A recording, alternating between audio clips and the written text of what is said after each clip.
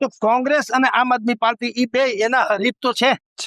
તો બે જો ભાજપને પડકારવું હોય તો કમસે કમ એને એક થઈ જવું જોઈએ. આ સારા રણનીતિકાર અને સારા નેતૃત્વની નિશાની છે.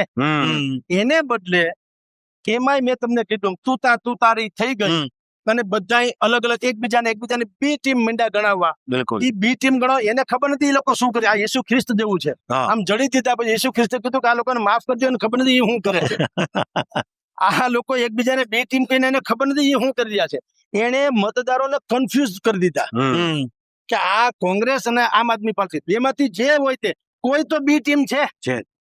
જેને કોંગ્રેસમાં ભરોસો હોય કે એ સાચું કે છે, આમ આદમીને મત ના આપે. આમ આદમી ભરોસો કોંગ્રેસ નુકસાન તો તમારું જ થયું. એક સાધુ છે ને એને બે આવી રીતે ચેલકા હતા, રોજ ઝઘડે બાંધવા પગ દબાવવા માટે, ડાબો જમણો હાથું મારો આમ તેમ.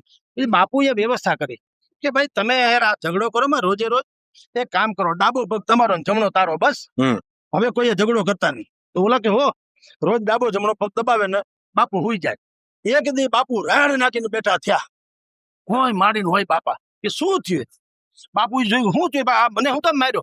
એ કે મારા પગ ઉપર ઓલાનો પગ ચડી ગયો, આમ બાપુ હુઈ ગયા એટલે મેં માર્યો. પછી ઓલાએ કીધું મારા પગ ને ત્યાં શું કેમ માર્યું, એટલે મેં તારા પગ ને માર્યું. અરે ઓલો તો સરવાળો તો બે પગ મારા ને.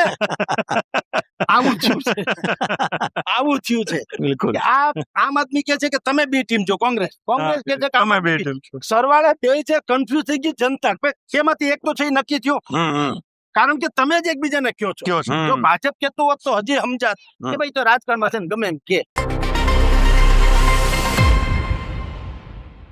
આપના પોતાના પ્લેટફોર્મ લલકારને લાઈક કરો, ફોલો કરો, સબસ્ક્રાઇબ કરો અને શેર કરો.